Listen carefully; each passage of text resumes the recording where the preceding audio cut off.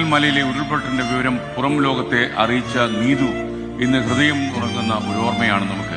ആ ദുരന്തരാത്രിയുടെ എല്ലാ ഭീകരതയും മനുഷ്യന്റെ ദൈന്യതയും നീതുവിന്റെ നിലവിളിയിലുണ്ട്. നീതുവാണ് ചൂരൽമലയിൽ ഉരുള് പൊട്ടിയിട്ടുണ്ട്. ഞങ്ങളൊക്കെ വീട്ടിലൊക്കെ വെള്ളം ഒന്ന് ആരോടെങ്കിലും ഒന്ന് പറയൂ. സാർ ഞാൻ വിളിച്ചിട്ടുണ്ട്. ഒന്ന് ആരോടെങ്കിലും ഒന്ന് പറഞ്ഞിട്ട് ഞങ്ങൾ ഇന്ന് രക്ഷപ്പെടുത്താം.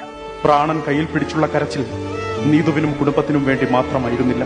ചൂരൽമലപ്പുഴയിൽ മലവെള്ളം കുതിച്ചെത്തിയതിനു പിന്നാലെ 40ഓളം അയൽവാസികൾ പ്രാണരക്ഷാർത്ഥം ഓടിയെത്തിയത് നീതുവിന്റെയും ജോജോയുടെയും വീട്ടിലേക്കായിരുന്നു. ജോജോയുടെ കയ്യിൽ നിന്നാണ് പ്രാണന്റെ പാതി വഴുതിപ്പോയത്. 4 വയസ്സുകാരൻ മകൻ പാപ്പി ഇപ്പോഴും ഒന്നും അറിഞ്ഞിട്ടില്ല. കുഞ്ഞിനെ ഓമനിച്ച് കൊതിയും തീർന്നിട്ടില്ല. നീതുവിന്റെ ചിരിക്കുന്ന ചിത്രത്തിനു മുന്നിൽ ഇപ്പോഴും മെഴുകുതിരി എരിയുന്നുണ്ട്.